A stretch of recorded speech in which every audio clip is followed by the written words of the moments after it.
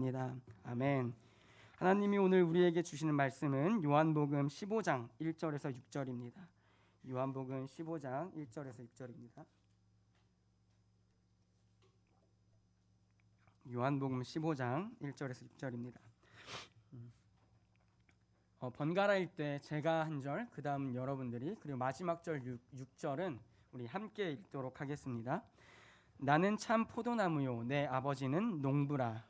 물은 내게 붙어 있어 열매를 맺지 아니하는 가지는 아버지께서 그것을 제거해 버리시고, 무릇 열매를 맺는 가지는 더 열매를 맺게 하려 하여 그것을 깨끗하게 하시느니라. 너희는 내가 일러준 말로 이미 깨끗하여졌으니 내 안에 거하라. 나도 너희 안에 거하리라. 가지가 포도나무에 붙어 있지 아니하면 스스로 열매를 맺을 수 없음 같이 너희도 내 안에 있지 아니하면 그러하리라. 나는 포도나무요 너희는 가지라. 그가 내 안에 내가 그 안에 거하면 사람이 열매를 많이 맺나니 나를 떠나서는 너희가 아무것도 할 수 없음이라. 우리 함께 읽겠습니다. 사람이 내 안에 거하지 아니하면 가지처럼 밖에 버려져 마르나니 사람들이 그것을 모아다가 불에 던져 사르느니라. 아멘. 오늘 이 말씀을 준비하면서 설교 제목을 놓고 굉장히 많이 고민을 했어요. 어떤 설교 제목을 가지고 이 말씀을 나눌까. 그래서 처음에 이제 초안이라는 게 있죠. 맨 처음 나오는 것. 이제 그 제목을 가지고 아내한테, 이제 조리원에 있는데 아내한테 여보 이런 제목으로 할까 했더니 여보 안 돼. 아 그렇구나. 그래서 지금 많이 온화된 게 이 설교 제목입니다. 수요일날 제가 찬양 인도를 하면서 그런 얘기를 했어요. 박수금지령 혹시 뭐 내려졌냐. 그때 제가 이제 왜 그런 얘기를 했냐면 이 중고등부 사역을 하면요 거의 매주가 그렇거든요. 매주가 진짜 당시 부장집사님 표현으로는 항상 이 좀비들이 앉아 있다. 이 좀비들 특징이 뭐예요? 목이 항상 이렇게 기울어져 있고 이 시선이 어딘지 모르잖아요. 그리고 그 소리를 따라가는 그 좀비거든요. 근데 그 수요일날 평소에 여러분이 그렇지 않은데 평소에 막 박수를 진짜 이렇게 막 쫙쫙 소리가 제 이제 귀에 들릴 정도로 이제 치시면서 찬양을 하시는데 그날따라 유난히 뭔가 제 느낌에 고요한 거예요. 근데 제가 딱 찬양을 마치고 그 얘기를 하고 딱 올라가고 나서야 깨달았습니다. 여러분들이 지혜로우셨던 거죠. 시험 기간이니까 민원 들어올까봐 박수를 안에서 치신 건데 내면에서 치신 건데 저 혼자 눈치 없이 왜 박수 안 치세요 이렇게 얘기했던. 오늘도 이제 시험 기간이어서 애들이 많은데 뭐 그럼에도 금요 예배니까 우리가 함께 말씀을 듣고 또 뜨겁게 기도하고 뜨겁게 찬양했으면 좋겠습니다. 오늘 말씀은 사실 우리가 많이 듣고 많이 아는 얘기예요. 이 얘기를 제가 매번 설교 때마다 하는 것 같은데 예수 그리스도께서 자기 자신을 나는 참 포도나무다. 그리고 내 아버지는 농부시고 우리를 향하여서 무엇이라고 비유하십니까? 네, 가지, 이 나뭇가지라고 비유를 하세요. 그래서 나라는 나무에 너희가 붙어 있지 않으면 너희는 바싹 마를 수밖에 없고 그리고 너희를 가져다가 사람이 그냥 불쏘시개로 사용할 것이다.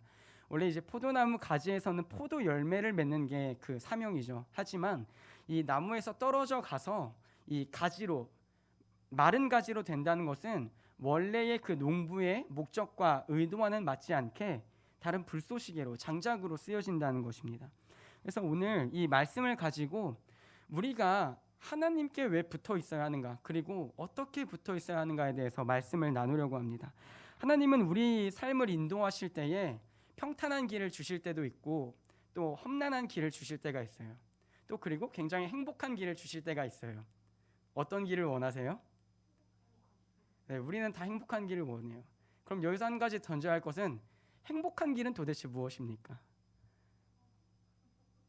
네, 아주 철학적이죠. 날카롭고 철학적이고 아니에요. 네, 죄송합니다. 행복하다는 건 무엇일까? 왜 우리는 행복한 길을 원할까? 아마 제가 생각하는 그 행복한 길은 어떤 전제 조건이 있어야 되냐면 일단 몸이 편해야 돼요. 다 공감하시죠? 몸이 편해야 돼요. 그리고 내가 원하는 모든 조건들이 갖춰 있어야 돼요. 돈이면 돈, 건강이면 건강, 내가 원하는 소원들이 갖춰 있어야 돼요. 그리고 이 두 가지를 행하면서 동시에 모두 있어야 돼요. 천국에도 가야 돼요. 그게 이제 우리가 인간적으로 생각하는 행복한 길이에요. 그럼 그 어려운 길은 좀 뭐가 있을까요? 이걸 그냥 뒤집으면 될까요? 뒤집으면 몸도 좀 아파야 되고, 좀 내 시간도 없어야 되고, 내가 원하는 것도 좀 뺏겨야 되고, 이렇게 따라가다가 이 결론 놓건데 뭐예요? 천국을 원하는 게 우리 마음이에요. 그럼 평탄한 길은 무엇일까요? 이도저도 아닌, 아무 일도 아무 사건도 생기지 않는 그 나날들일까요? 하나님은 근데 우리를 부르실 때에 우리를 향한 분명한 목적이 있으세요. 그리고 그 목적대로 어떤 때는 고난의 길을 걷게 하시고, 또 어떤 때는 이 행복한 길을 걷게 하세요. 근데 제가 사실 이 권사님들이나 어른들 앞에서 제 신앙의 얘기를 하는 게 굉장히 부끄러운 얘기지만, 이 내가 언제 가장 예수님을 믿으면서 행복했을까라고 생각해 보면 항상 기억나는 그 장면이 하나가 있어요. 장면이 하나. 수련회가 끝난 그 주일, 교회 가는 길에 비치는 햇살을 맛보면서 갈 때가 제일 행복했던 것 같아요. 그래서 예수 믿을 때 내가 언제 가장 행복했지? 그렇게 딱 생각하면 떠오르는 게, 이 아파트 단지를 지나가는데 이른 아침에 해가 이렇게 쫙 이제 떠오르고 있고, 그 햇빛을 맛보면서 제가 시온의 영광이 빛나는 아침, 이거를 불렀던 그 기억이 제 안에 있어요. 아마 여러분들도 이 행복한 기억들이 대부분 있으실 거예요. 내가 언제 예수를 믿었을 때 행복했을까라고 생각해 보면 그때는 돈이 많을 때도 아니에요. 또한 내 건강이 엄청 좋을 때도 아니에요. 그게 아니라 예배를 통하여서 내 영혼이 회복됐을 때, 그 다른 것이 없을 때에도 떠오르는 햇살만 보면서도 나 정말 예수 믿길 잘했다, 수련회 가기를 잘했다. 그때 당시의 생각으론 수련회 가기를 잘했다. 수련회 가기 전에는 막 욕했는데 하루만 있다 나와야지 했는데 내가 2박 3일 잘 버티니까 하나님이 은혜 주셨구나. 여러분들에게도 다 그때가 있을 겁니다. 근데 그게 하나님이 원하시는 사명과 목적이라는 거예요. 하나님은 우리 인생에 별다른 많은 길들을 열어두시고 고난의 길, 행복한 길을 때때로 주시면서 우리가 가져야 할 올바른 사명은 우리가 어떤 것을 원하고 바라는 것이 아니라 하나님이 바라시는 그 목적을 따라 살아가기를 하나님은 원하신다는 거예요. 근데 그게 우리 인생에서 잘 되지 않더라는 거예요. 저도 하나님을 잘 믿고 싶은 욕심이 있겠죠? 여러분도 하나님을 잘 믿고 싶은 그 욕심이 있을 때가 있잖아요. 나도 저 사람처럼 좀 하나님을 좀 사랑하고 더 알아가고 싶은데, 제가 그래서 하늘문 원장님한테 많은 질문을 해요. 근데 어느 날 원장님이 이런 얘기를 하시는 거예요. 몸이 아파야 성령 충만할 수 있다는 거예요. 그리고 원장님 이 하늘문이 길이 오기까지 자기는 그냥 꽁으로 거저먹기로 왔다는 거예요. 근데 그 거저먹기로 왔다고 얘기하고 있는데 제가 보는 원장님의 건강 상태는 이미 등, 허리, 다리는 다 굽어져 있고 이빨도 이제 본인 이빨은 2개밖에 남지 않으신 분이에요. 근데 거저 왔다는 거예요. 그럼 거저 안 오면 거저 안 오면 무슨 일이 생기는가? 거저 안 오면 도대체 무슨 일이 생기는가? 그 생각이 제 안에 막 이 두려움과 떨림이 막 생기더라고요. 막 원장님처럼 사역은 하고 싶은데 내 이빨은 좀 2080, 80세까지 내 이빨이었으면 좋겠고, 내 건강도 좀 온전했으면 좋겠고. 그래서 제가 옆에서 막 진짜 막 이렇게 막 몸을 베풀면서 몰라 저 막 모르겠어요 막 이렇게 얘기했더니 막 욕을 하시면서 꺼지라고 그래가지고 이제 다시 앞자리로 갔거든요.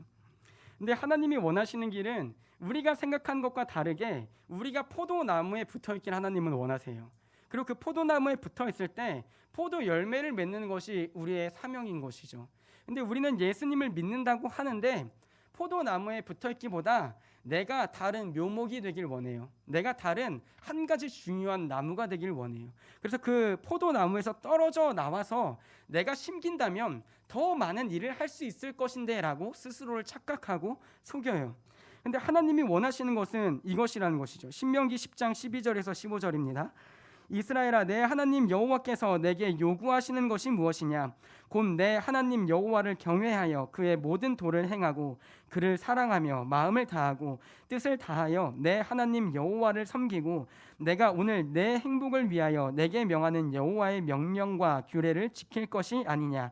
하늘과 모든 하늘의 하늘과 땅과 그 위의 만물은 본래 내 하나님 여호와께 속한 것이로되 여호와께서 오직 내 조상들을 기뻐하시고 그들을 사랑하사 그들의 후손인 너희를 만민 중에서 택하셨음이 오늘과 같으니라. 아멘. 하나님이 우리에게 원하시는 것이 있대요. 그것은 딱 하나로 줄이자면 하나님을 사랑하라는 거예요. 또 이것을 좀 다른 말로 오늘 설교에 빗대서 얘기하자면 하나님께 붙어 있으라는 얘기예요. 명령과 규례를 준 이유는 하나야. 너희가 나를 사랑했으면 좋겠어. 그리고 내가 너희를 사랑하고 부른 이유는 하나야. 이 세상의 모든 것이 하나님께 속한 것인데 그 중에서도 원래 다 하나님 것인데 그 중에서도 여러분을 하나님이 친히 택하셨다는 거예요. 그래서 그들에게 세상 만물은 몰라도 우리는 아는 거예요. 뭘 알아요? 하나님이 우리를 사랑하신다는 것. 그래서 우리가 하나님의 사랑을 우리가 알 때 그 하나님의 사랑을 아는 자들에게 하나님이 원하시는 사명과 목적, 그 요구는 너희도 나를 사랑하라 라고 얘기하고 계신 것이에요. 예수님은 자기는 포도나무라고 얘기하시고 너희는 나뭇가지다 라고 얘기하시면서 너희가 내 안에, 내가 너희 안에 있을 거야. 우리가 함께 교제하며 사는 삶을 원한다고 하나님은 우리에게 끊임없이 얘기하셨어요. 또 구약시대에서 끊임없이 떠나지 말라고, 그리고 그 죄로부터 돌이키라고 얘기하셨어요. 호세아 말씀에서도 나타나는 모습들이 있습니다. 내 백성이 아니라고 할 거야. 근데 다시 내가 너희를 내 백성이라고 할 거야. 다시는 긍휼이 없을 거라고 얘기했습니다. 하지만 내가 너에게 다시 긍휼을 베풀 것이다. 이게 하나님의 사랑이거든요. 근데 우리는 그 하나님의 사랑을 알면서도 동시에 하나님을 사랑하고 싶어하지 않는 것이 죄인의 본성이에요.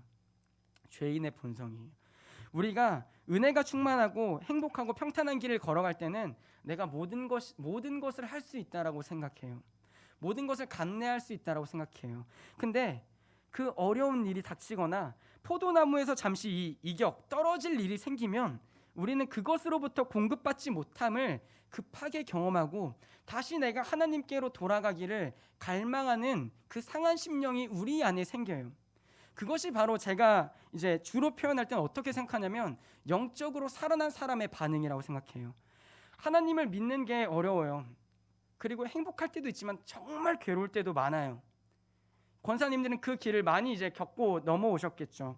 근데 그 길에서 내가 하나님을 쫓다가 넘어지거나 어려운 일이 생겼을 때에 내 영혼의 극심한 그 메마름을 느끼고 다시 내가 하나님께 돌아가야 한다는 건 알지만 내 본성은 자존심이 상하는 거예요. 내가 하나님한테 이렇게 매달려야 돼? 내가 하나님 앞에 다시 이렇게 나아가야 돼? 내 상황은 이런데, 내 건강은 이런데 내가 왜 하나님 앞에 나아가야 돼? 하나님을 믿는다면 복을 받아야 되고 하나님을 믿는다면 내가 원하는 그 행복의 요건들이 맞춰져야 되는데 그게 아닌데 내가 왜 다시 하나님 앞에 나아가야 할까? 근데 그때 우리 안에 계신 성령께서는 우리 영혼의 깊은 그 갈급함을 계속 충동하세요. 다시 그 포도나무에 붙어야만 공급받을 수 있다고.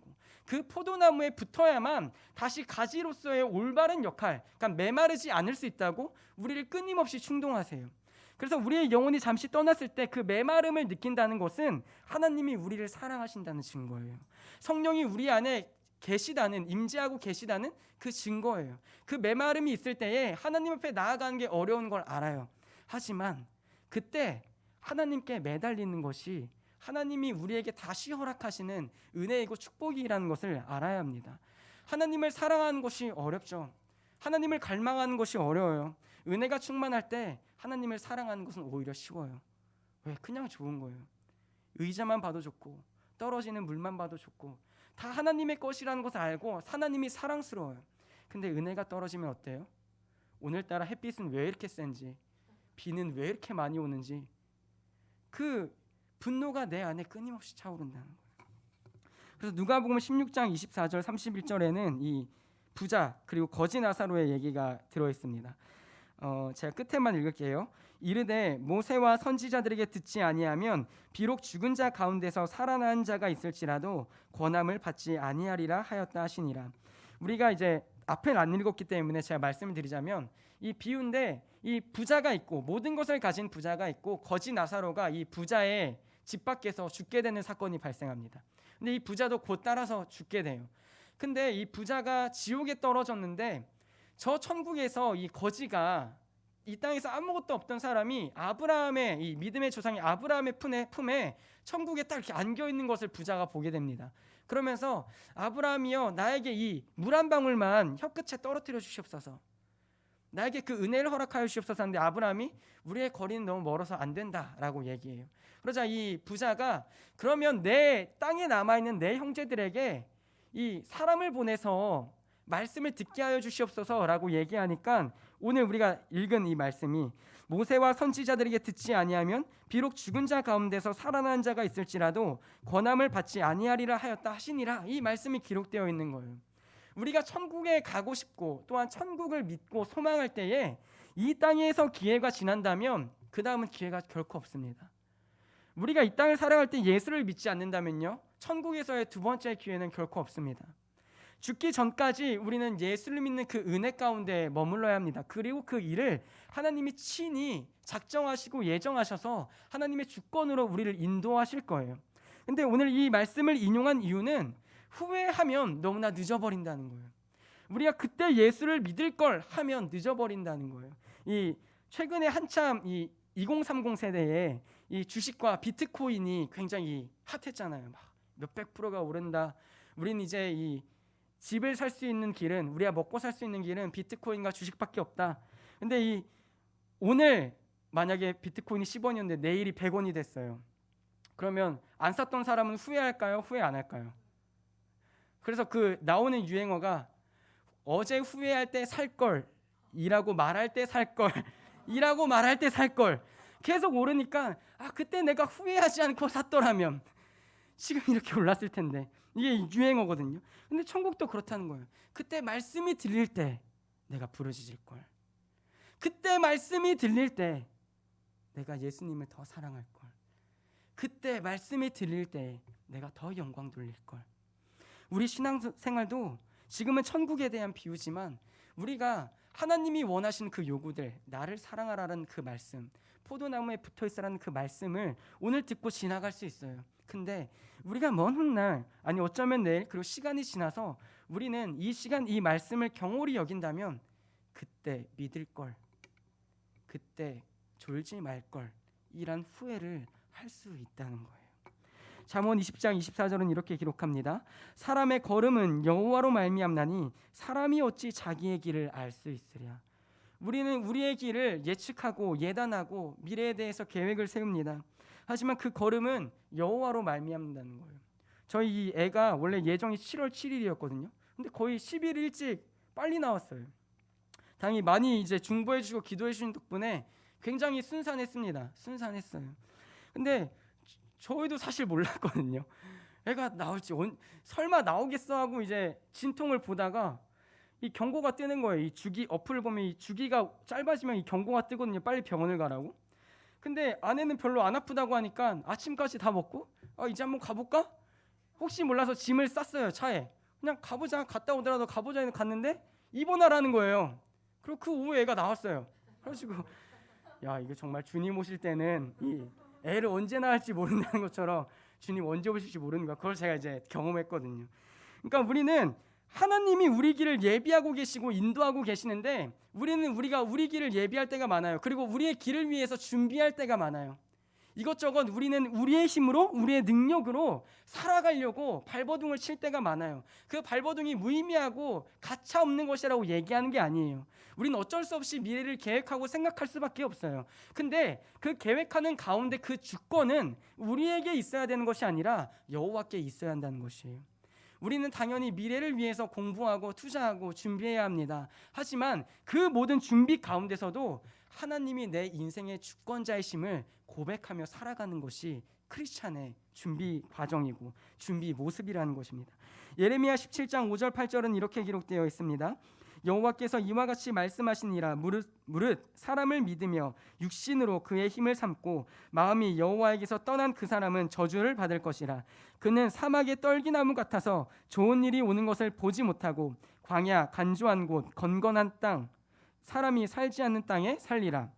그러나 무릇 여호와를 의지하며 여호와를 의뢰하는 그 사람은 복을 받을 것이라. 우리 마지막 절 함께 읽겠습니다. 그는 물가에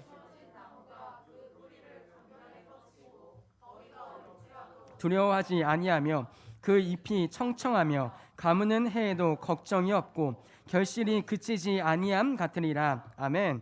지금 두 이 대비군이 나타나죠. 여호와로부터 떠난 사람들, 그리고 여호와를 의지하고 의뢰하는 사람들, 여호와에게서 마음이 떠나고 그를 떠난 사람, 그리고 육신으로 자신의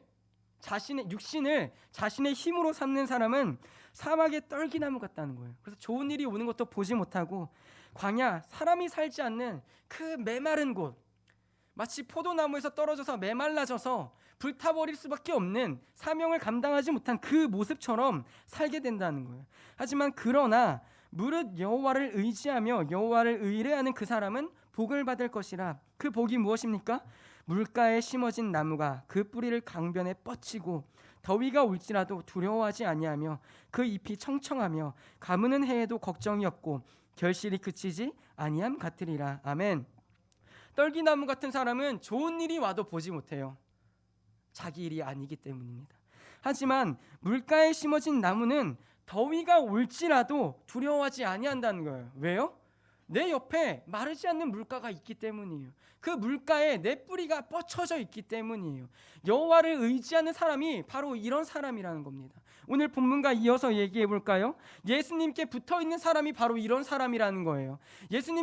예수님께로부터 떨어져 있는 사람이 바로 이 광야의 떨기나무 같은 사람이라는 거예요. 그래서 예수님과 하나님은 동일하게 우리에게 끊임없이 이렇게 얘기하세요. 나는 너를 사랑해. 나는 너희를 사랑한다. 나는 너희를 포기하지 않는다. 나는 너희를 끝까지 붙잡고 있다. 나는 너희를 결코 버려두지 않을 것이다.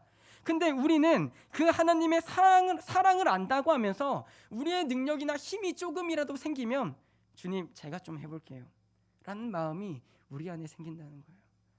제 미래 계획을 제가 좀 세워볼게요. 제 미래를 제가 대충 알 수 있을 것 같아요. 그 마음이 우리 안에 생겨요. 어떨 때 생깁니까? 육신의 힘이 생기기 시작하면, 내 육의 힘이 생기기 시작하면 자신이 광야의 떨기나무 같은 인생을 산다는 것을 인지하지 못해요. 여호와께서 주시고자 했던 그 복을 온전하게 보지 못하게 돼요.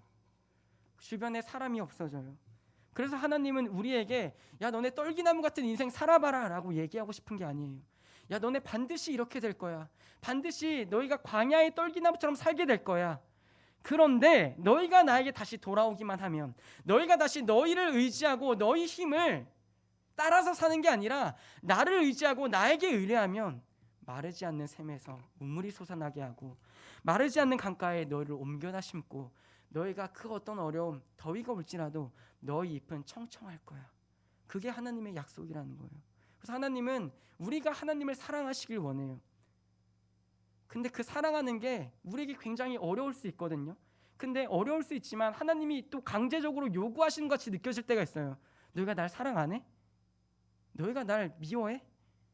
근데 그때 하나님이 우리에게 돌아오라고 보내주시는 그 인생의 채찍은 우리를 살리기 위함이에요. 광야의 떨기나무처럼 죽는 것을, 내가 사랑하는 자녀들이 죽는 것을 볼 수가 없는 거예요. 그래서 다시 내 앞에 매달리라는 거예요. 다시 나라는 포도나무에 그 가지를 붙이라는 거예요. 아니 내가 붙여주겠다는 거예요. 그래서 하나님은 우리를 포기하지 않으세요. 여러분이 영혼의 메마름에 그 끝에 가보세요. 하나님은 반드시 치시더라도 여러분을 다시 이끌고 오실 겁니다. 그래서 예전에 강도사님이 이런 설교를 하셨어요. 하나님의 품은 되게 넓어요. 가보세요. 택한 자들에게 하나님의 품은 넓어요. 정말 가보세요. 믿음으로 가보세요. 아영자매 어디 가시려고요? 어디 가시려고 거기 가보세요. 근데 하나님이 택하신 자녀라면 반드시 마음이 불편하거든요. 영혼이 불편해요. 정확히 말하면 영혼이 불편해요. 나 하나님의 사랑을 아는데 내가 이렇게 살아도 될까? 처음엔 반감이 쭉 쏟았다가 시간이 지나면서 내가 이렇게 살아도 되나? 하나님이 날 위하여 자신의 아들을 주셨는데 내가 그것을 믿는다고 고백하는데 내가 이렇게 살아도 되나?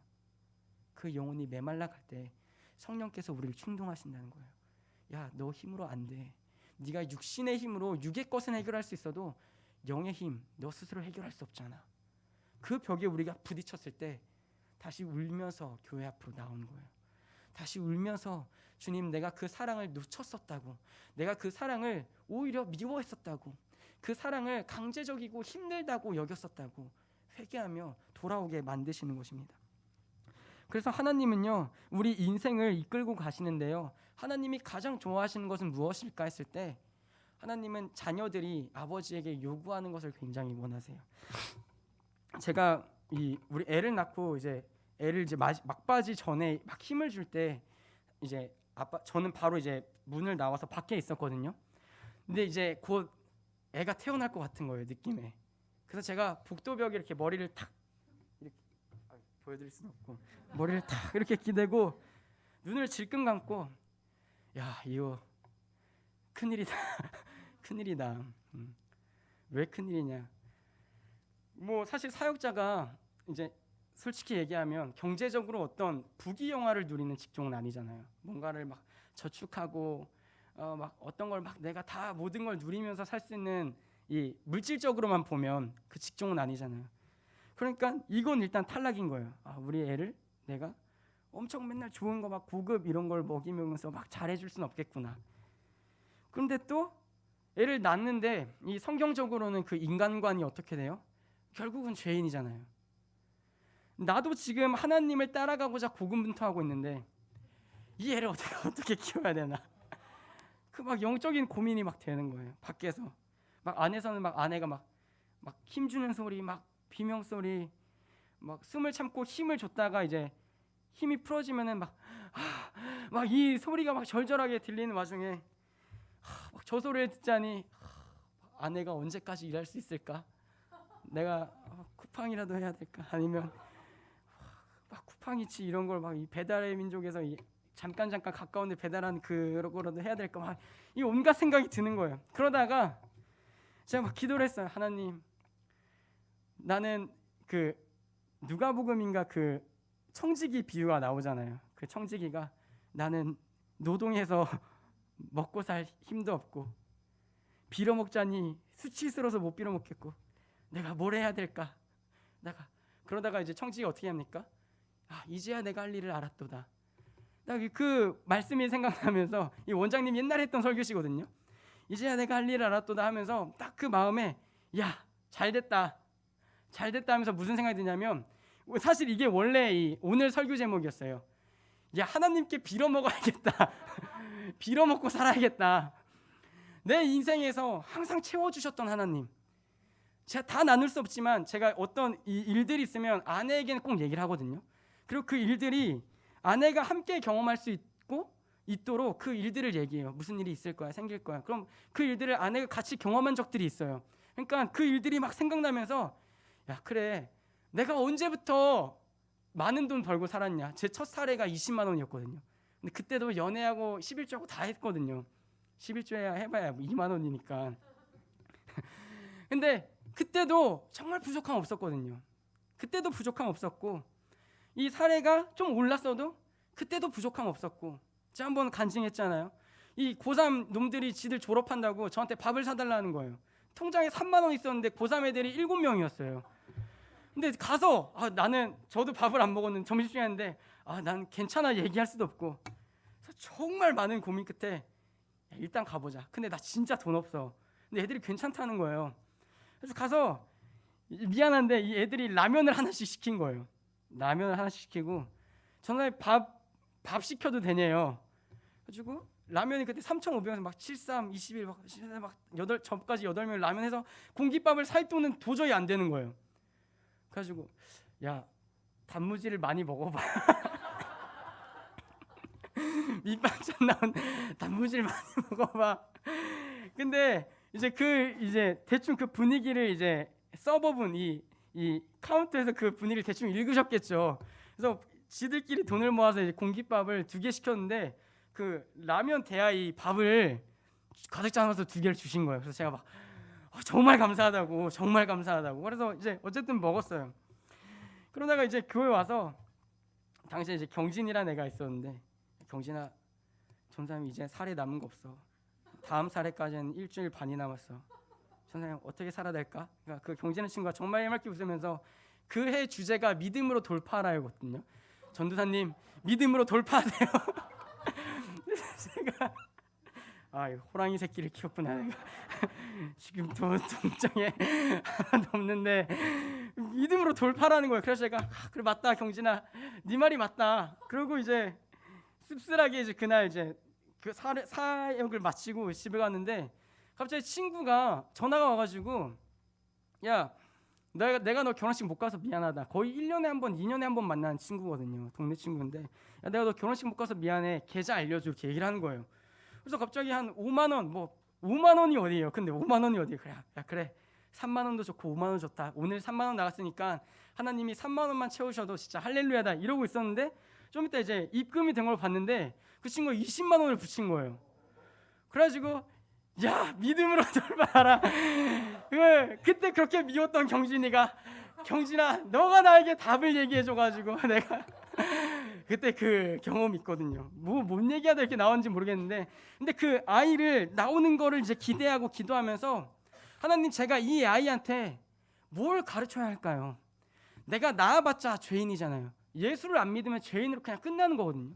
근데 그것만큼 비참한 게 어디 있어요? 사역자 아들이 목회자의 아들이라고 태어났는데 난 예수 안 믿어하고 이제 끝나는 게 얼마나 비참한 일이에요.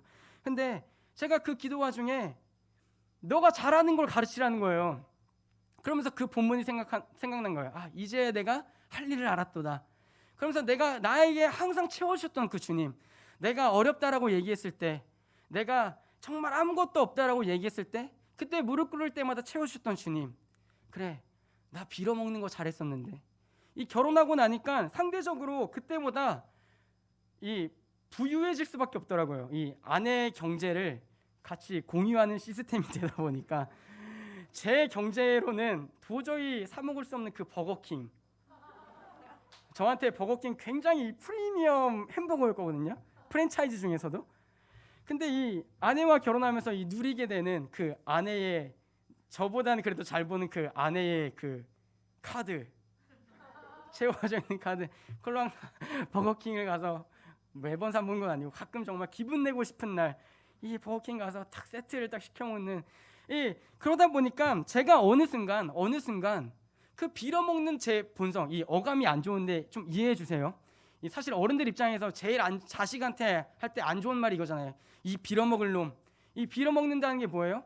자기의 능력도 없고 어떤 그 요건도 환경도 안 돼서 자기가 그 수치의 자리에 가지 않으면은 얻어먹을 수 없는, 살아갈 수 없는 그 사람의 저주가 이 빌어먹을 놈 이 얘기하는 거잖아요. 나가서 빌어먹으라고, 수치도 모른다고 그 얘기를 하는 건데, 근데 제 인생에서 항상 하나님의 편에서, 그러니까 하나님이, 제가 하나님 앞에 나아가서 빌 때마다, 빌어먹고 싶을 때마다, 빌어먹고자 하나님 앞에 나아갈 때마다 하나님은 항상 먹여주고 채워주셨다는 거예요. 근데 어느 순간 내 힘이 생기고 내 능력이 생기고 내 사례가 오른 그 시점에서 그 부도 다 하나님이 주신 것이지만, 근데 어느 순간 그것들을 내가 보기 시작하니까 걱정이 더 많아지더라는 거예요. 내가 이걸로 우리 애를 어떻게 키우지? 내가 이걸로 우리를 정말 잘 키울 수 있을까? 이 걱정이 많이 되는데 하나님은 그게 아니라는 거예요. 그걸로 키우는 게 아니라는 거예요. 그걸로 얘가 자라는 게 아니라는 거예요. 그걸로 우리 가정이 이어진다는 게 아닌 거예요. 하나님은 저에게 더 매달리기를 원하시더라고요. 대현아, 나한테 더 매달려, 더 빌어먹어, 와서 나한테 더 빌어먹어. 그리고 그거를 제 자녀에게 가르쳐주고 싶더라고요. 다른 건 말고, 아, 우리 아빠가 힘들 때 어떻게 했지? 왜 우리 아빠는 힘들 때마다 기도했을까? 왜 우리 아빠는 힘들 때마다 말씀 앞에 나아갔을까? 그것을 보면서 아, 우리 아빠는 빌어먹기 챔피언이었구나. 그래서 이 제목이 굉장히 많이 바뀌었어요. 처음에는 이 빌어먹을 놈. 처음에 그게 설교 제목이었어요. 근데 제가 아무리 생각해도 이거는 좀 어려운 거예요. 그래서 오늘 아내한테 여보, 빌어먹을 인생 어때? 그것도 좀 그렇다는 거였어. 빌어먹을 운명, 막 빌어먹을 팔자, 막 고민하다가 막 거지왕 김춘삼 이런 걸 할까? 그래서 제가 거지왕 김춘삼을 검색했는데 막 좋은 인물이 아니더라고요. 그래가지고 이건 또 아니구나. 그래서 이제 방금 막 우리 여기 와서 막 머리를 막 싸면서 주님, 빌어먹을 놈은 너무 강한 것 같고 빌어먹을 인생도 좀 그런 것 같고 이 뭐로 해야 될까요? 순화해서 빌어먹고 살기로 했다. 이걸 오늘 말씀 제목으로 정하는 거예요. 근데 제가 그냥 이거를 여러분 우리 빌어먹고 삽시다 이렇게 꺼내는 게 아니라 성경에서 수많은 사람들이 자신의 능력이 안 될 때 하나님께 어떻게 나아갔는지를 보자는 거예요. 골로새서 1장 9절 12절입니다. 이로써 우리도 듣던 날부터 너희를 위하여 기도하기를 그치지 아니하고 구하노니 너희로 하여금 모든 신령한 지혜와 총명에 하나님의 뜻을 아는 것으로 채우게 하시고 주께 합당하게 행하여 범사에 기쁘시게 하고 모든 선한 일에 열매를 맺게 하시며 하나님을 아는 것에 자라게 하시고 그의 영광의 힘을 따라 모든 능력으로 능하게 하시며 기쁨으로 모든 견딤과 오래 참음에 이르게 하시고 우리로 하여금 빛 가운데서 성도의 기업의 부분을 얻기에 합당하게 하신 아버지께 감사하게 하시기를 원하노라. 아멘. 지금 이 내용을 하나로 압축하면 하나님이 하나님의 것으로 너희를 채우기를 우리는 원한다. 이 내용이에요. 하나님께서 하나님의 것으로 너희를 채우기를 원한다라고 지금 바울은 얘기하고 있는 거예요. 너희를 채우시게 할 거다. 너희를 기쁘시게 할 거다. 잘하게 하실 거다. 능하게 하실 거다. 그 자리까지 이르게 하실 거다. 그리고 너희의 입술로 말미암아 하나님 아버지께 감사하게 하실 거예요. 누가? 그 하나님이. 그것을 위해서 우리는 지금 기도를 그치지 아니하고 있다라고 얘기하고 있는 거예요. 그래서 교회는 어떤 곳이냐면요, 우리 안에 영적인 것, 그러니까 하나님의 것이 차기를 기대하고 기다리며 기도하는 곳이에요. 하나님께 계속 비는 곳이에요. 주님, 내가 세상의 것으로 내 힘으로 먹고 마시는 인생 아니라 나 아무것도 없지만 하나님께 빌어먹고 사는 인생 되고 싶습니다. 하나님의 것으로 채워지는 인생 되고 싶습니다. 하나님께 우리가 빌 때에, 기도할 때에 우리를 채워주시옵소서, 우리를 먹여주시옵소서. 그래서 구약의 선진들에서도 이 몇 가지 말씀을 따왔습니다. 사무엘상 17장 45절입니다. 다윗이 블레셋 사람에게 이르되 너는 칼과 창과 단창으로 내게 나아오거니와 나는 만군의 여호와의 이름 곧 네가 모욕하는 이스라엘 군대의 하나님의 이름으로 내게 나아가노라. 다윗이 뭐가 있겠어요? 아무것도 없어요. 창도 없어요. 칼도 없어요. 방패도 없습니다. 하지만 다윗은 이때에 하나님께 빌기 시작합니다. 주님, 내가 하나님의 이름으로 나아갑니다. 주님, 내가 하나님의 이름을 영광 돌리기를 원합니다. 하나님, 이 하나님의 영광을 돌릴 때, 하나님께 갈망할 때에 저 원수인 골리앗을 무너뜨려 주시옵소서. 저는 저 사람은 자신의 힘을 의지합니다. 저 사람은 자신의 육신의 힘을 의지합니다. 하지만 나는 그렇지 않습니다. 저는 하나님께 빌어먹은 그 경험들, 사자로부터 곰으로부터 내 양들을 지켰던 그 하나님이 보호해 주셨던 그 경험들, 그것들을 통하여 지금 다시 하나님께 빌어먹기를 소원하오니 주여 나를 채워주시옵소서, 나를 먹여주시옵소서. 그 힘으로 하나님의 채우시는 것, 그 하나님의 영광을 위해서 다윗은 물맷돌을 던졌다는 거예요. 역대하 20장 22절에서 6절입니다. 우리가 잘 아는 여호사밧 얘기입니다. 3절부터 읽겠습니다. 여호사밧이 두려워하여 여호와께로 낯을 향하여 간구하고 온 유다 백성에게 금식하라 공포하며 유다 사람이 여호와께 도우심을 구하려 하여 유다 모든 성읍에서 모여와서 여호와께 간구하더라. 여호사밧이 여호와의 전 새 뜰 앞에서 유다와 예루살렘의 회중 가운데 서서 이르되 우리 조상들의 하나님 여호와여, 주는 하늘에서 하나님이 아니시니까 이방 사람들의 모든 나라를 다스리지 아니하시나이까. 주의 손에 권세와 능력이 있사오니 능히 주와 맞설 사람이 없나이다. 아멘. 이 인간 대 인간의 전쟁에서 여호사밧은 주님, 우리는 안 됩니다. 그래서 우리는 주님께 지금 빌고 있습니다. 주님께서 친히 싸워 주시옵소서. 주님께서 우리를 친히 채워 주시옵소서. 모든 유다의 모든 사람들이, 성읍의 모든 사람들이 나와서 하나님이 친히 싸워 주시기를 빌고 있는 모습입니다. 열왕기상 3장 7절에서 10절 솔로몬의 기도입니다. 나의 하나님 여호와여, 주께서 종으로 종의 아버지 다윗을 대신하여 왕이 되게 하셨사오나 종은 작은 아이라 출입할 줄을 알지 못하고 주께서 택하신 백성 가운데 있나이다. 그들은 큰 백성이라 수요가 많아서 셀 수도 없고 기록할 수도 없사오니 누가 주의 이 많은 백성을 재판할 수 있사오리이까. 듣는 마음을 종에게 주사 주의 백성을 재판하여 선악을 분별하게 하여 하옵소서. 솔로몬이 이것을 구하매 그 말씀이 주의 마음에 든지라. 아멘. 전 사실 이 기도를 드릴 때 이미 7절에서 끝났다고 생각합니다. 왜 그렇습니까? 주님, 나를 왕이 되게 하신 분은 지금 누구라고 고백하고 있어요? 하나님이 나로 말미암아 왕이 되게 하셨습니다. 그런데 저는 아무 능력이 없습니다. 하나님이 나를 왕되게 하셨다는 것을 제가 알고 있습니다. 그래서 하나님이 나에게 분별할 수 있는 지혜를 채워주시지 않으면 저는 왕으로서의 능력이 없는 사람입니다. 주님, 저는 지금 주님께 빌고 있습니다. 저를 먹여주소서, 저를 채워주소서. 이 백성을 다스리고 배불리게 먹일 수 있도록 제가 빌고 있사오니 주여 나를 먹여주시옵소서. 그리고 나에게 채워주실 때에 그 나를 채워주신 것으로 내가 백성들을 판별하고 분별하고 다스리고 먹일 수 있도록, 목자 될 수 있도록, 진정한 하나님이 세우셨다고 모든 백성들이 인정할 수 있도록 그 왕이 될 수 있도록 주여 나를 채워주시옵소서. 그 기도를 지금 솔로몬이 하고 있는 거예요. 우리도 그렇게 구해야 합니다. 우리의 능력을 보고 우리의 힘을 보고 살아가는 것이 아니라 예수를 믿는다는 것은 예수에게서 떨어지면 나는 아무것도 아니다라는 것을 인정하는 것에서 시작하는 것입니다. 예수 없이는 내가 구원받을 수 있는 요건이 아무것도 없음을 고백하는 것입니다.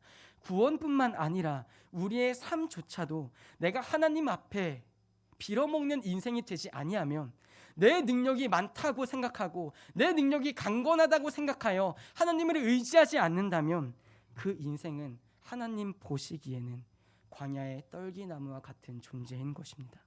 근데 하나님은 다시 우리에게 나오라고 얘기하시는 거예요. 나에게 와서 빌라고 얘기하시는 거예요. 나에게 와서 매달리라고 얘기하시는 거예요. 나에게 와서 제발 나의 것을 열매 맺고 따서 먹으라는 거예요. 잎이 청청한 것을 경험하라는 거예요. 마르지 않는 샘을 만져보라는 거예요. 그래서 하나님께 우린 나아가서 어감이 안 좋지만 우리는 끊임없이 빌어먹어야 돼요. 주님, 저는 하나님이 주신 것 아니면 아무것도 할 수 없습니다. 하늘의 것으로 날 좀 채워주시옵소서. 하늘의 것으로 내가 좀 만족했으면 좋겠습니다. 하늘의 것을 내가 좀 풍족하게 누렸으면 좋겠습니다. 그때 우리는 하나님 앞에서 주님, 나는 행복합니다라고 고백할 수 있는 거예요. 내가 원하는 요건들이 충족해서 나는 행복합니다가 아니라 그 어떤 어려움 가운데서도 내가 이 아이를 어떻게 키울까, 내가 이 아이에게 어떻게 좋은 것을 해줄 수 있을까, 그 고민이 아니라 내가 이 아이에게 하나님 무엇을 가르치길 원합니까? 무엇을 가르치는 것이 이 아이 인생에 있어서 가장 중요한 일이 되겠습니까? 할 때 너가 가장 잘했던 것을 가르쳐줘라. 빌어먹는 거 염치 없이 하나님 앞에 나아가서 나 채워달라고, 나한테 좀 부어달라고, 나한테도 복 달라고 그 뗐었던 그 시간들마다 채워주셨던 하나님, 그래, 그거를 얘한테 가르쳐야겠다. 그거를 얘한테 내가 끝까지 보여줘야겠다. 그래서 애를 낳으면요, 많은 생각들이 바뀌더라고요. 많은 생각들이 바뀌어요. 근데 애를 낳고 보니까 무슨 생각이 가장 먼저 드냐면, 이 아이한테 내가 그러니까 신앙의 선배로서 어떤 모습을 이 아이가 나를 기억할까? 내가 죽는다면 갓 태어난 애를 놓고 내가 죽을 때 이 애는 나를 어떤 아빠라고 기억할까? 근데 이 생각을 제가 왜 했냐면, 제 할머니가 제 안에 계속 있거든요. 기도를 비가 오나 눈이 오나 새벽 기도에 빠지지 않으셨던 하나님, 자식들이 보기에도 우리 어머니의 기도 때문에 우리가 이렇게 산다라고 얘기할 정도로 그 기도에 그 무릎을 끊임없이 하나님 앞에 가장 먼저 우리 집안에서 하나님께 끊임없이 빌어 먹으시고 그것들로 우리를 채우셨던 할머니, 그럼 나는 이 아이한테 어떤 모습으로 살아가야 하나? 그때 가장 내 안에 남는 한마디는, 주여, 나로 이 인생이 끝날 때까지 주님 앞에 매달려서 빌어먹게 하여 주옵소서. 다른 것을 빌어먹는 게 아니에요. 세상의 것을 빌어먹는 게 아니에요. 하나님의 것을 빌어먹게 하여 주옵소서. 내가 하나님 앞에 빌 때마다 주여 채워주시옵소서. 그래서 내 아내가, 내 가족이, 내 아들이 볼 때 우리 아빠가 하나님께 빌 때마다, 하나님께 매달릴 때마다 우리 하나님을 채워주셨던 그 하나님, 나도 그 하나님을 믿고 싶다고 고백할 수 있도록 주여, 나로 말미암아 그 믿음 흔들리지 않게 하여 주옵소서.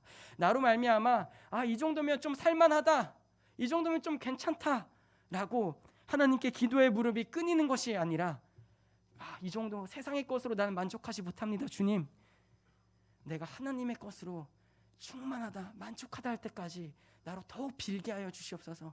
그리고 주님의 것을 더욱 먹게 하여 주시옵소서. 그 기도가 우리 안에 남아야 한다는 거예요. 마태복음 6장 31절 33절도 예수님은 이렇게 말씀하고 계십니다.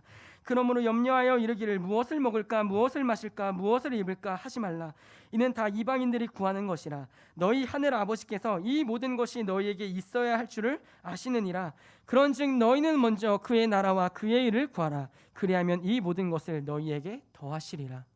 하나님은 이미 아시고 우리에게 기도하라고 얘기하세요. 근데 무엇을 놓고 기도하라고 얘기하십니까? 하늘의 것을 놓고 기도하라고 얘기하세요. 하늘의 것을 놓고 빌라고 얘기하세요. 그럼 그것들을 가지고 하나님은 이미 다 먹고 살 만큼 채워주신다는 거예요. 하늘의 것을 채워주시고 땅의 것을 채워주실 것입니다. 그것들로 우리는 먹고 산다고 자랑할 것입니다. 다른 게 아니라 하나님 때문에, 아니 하나님 덕분에 우리는 먹고 산다고 얘기하는 교회가 될 것입니다. 그리고 하나님의 것으로 채워지는 교회라고 우리는 자랑할 것입니다. 그래서 우리는 누가 뭘 잘해서, 누가 이걸 잘해서 부흥됐다, 누가 저걸 잘해서 부흥됐다가 아니라 우리가 하나님께 부르짖을 때마다 하나님이 능히 채워주셔서 우리는 부흥됐다라고 얘기하는 교회가 되어야 할 것입니다. 빌립보서 3장 3절도 이렇게 기록되었습니다. 하나님의 성령으로 봉사하며 그리스도 예수로 자랑하고 육체를 신뢰하지 아니하는 우리가 곧 할례파라. 이 말씀을 오늘 본문과 연계해 보겠습니다. 하나님 앞에, 농부이신 하나님 앞에, 포도나무이신 예수 그리스도 앞에 붙어있는 내가, 붙어있는 가지인 내가 자랑할 것은 나 멋진 가지야, 나 열매 맺는 가지야가 아니라 나는 포도나무 때문에 열매를 맺었다라고 하는 교회가 되어야 하는 것입니다. 내가, 나를 하나님이 포도나무에 붙여주셔서 내가 그 포도나무가 주는 그 양분으로 말미암아 열매를 맺었다가 되어야 한다는 거예요. 그래서 바울은 얘기하는 거예요. 성령으로 봉사하며 그리스도 예수로 자랑하고 육체를 신뢰하지 아니하는 것이 바로 포도나무에 붙어있는 가지라는 거예요. 하나님께 끊임없이 빌고 있는 자라는 거예요. 하나님께서 끊임없이 먹여주는 자라는 거예요. 마지막으로 에베소서 6장 11절 13절입니다. 우리 함께 읽도록 하겠습니다. 마귀의 간계를 갑주를 입으라. 우리의 씨름은 혈과 육을 상대하는 것이 아니요 통치자들과 권세들과 이 어둠의 세상 주관자들과 하늘에 있는 악의 영들을 상대함이라. 그러므로 하나님의 전신갑주를 취하라. 이는 악한 날에 너희가 능히 대적하고 모든 일을 행한 후에 서기 위함이라. 아멘. 지금 하나님은 마지막으로 우리에게 요구하시는 것이 무엇입니까? 성령의 전신갑주를 달라고, 취하라고 얘기하고 있는 것입니다. 교회가 영적 싸움에 들어갈 때는요, 연수로 안 돼요. 정말 내가 교회에 오래 다녔다고 그것이 영적 싸움에 도움이 되지 않습니다. 제가 저희 어머니가, 이 권사님들 많이 앉아 계시지만 제가 막 정죄하고 판단하는 게 아니라 저희 어머니가 올해 이제 작년에 이제 권사님이 되셨는데요. 근데 그 전에 제가 계속 말렸어요. 계속. 엄마, 내가 이렇게 보니까 권사의 이 명찰을 단다고 해서 다 권사가 아니더라. 그리고 장로가 된다고 해서 다 장로가 아니더라. 지금 여러분을 판단하고 정죄한 얘기가 아닙니다. 근데 정말 멋진, 제가 이 사역을 오래 한 건 아니지만 정말 멋진 장로님, 정말 멋진 권사님이 누구냐 딱 꼽는다면 매 예배 때 그 자리에 앉으셔서 그 자리에 똑같이 기도하시는 분. 정말 어떤 일이 있어도 교회의 자리에서, 그 자리에서 항상 가면 그 권사님은 항상 그 예배에 계셔, 그 장로님은 항상 예배에 계셔, 항상 기도하셔, 항상 정말 기도하시는 분이야. 교회에서 어떤 일을 많이 하는 유능한 분이 뛰어난 장로가 아니고 존경하는 장로님이 아니더라고요. 사역자의 입장에서. 사역자도 마찬가지겠죠. 말을 잘하고 똑똑하고 그 좋은 사역자가 아니에요. 좋은 사역자일 수는 있겠죠. 하지만 정말로 기도를 많이 하고 하나님 앞에서 하나님의 것으로 채워달라고 요구하는 그 사역자가 정말 멋진 사역자 같더라고요. 저는 아직 아니에요. 근데 저희 어머니에게, 엄마, 정말 권사의 자리가 남들에게 판단받기 쉽고 남들의 눈이 많이 보는 자리다. 근데 엄마 정말 그 자신이 있냐? 하나님 앞에 정말 매달릴 자신이 있냐? 그 얘기를 많이 했었어요. 또 저희 아버지가 예전에 이 장로가 되고 싶다는 그 약간 개인의 소망이 있으셨거든요. 근데 진짜 단칼처럼, 또 이 설교 들으실 텐데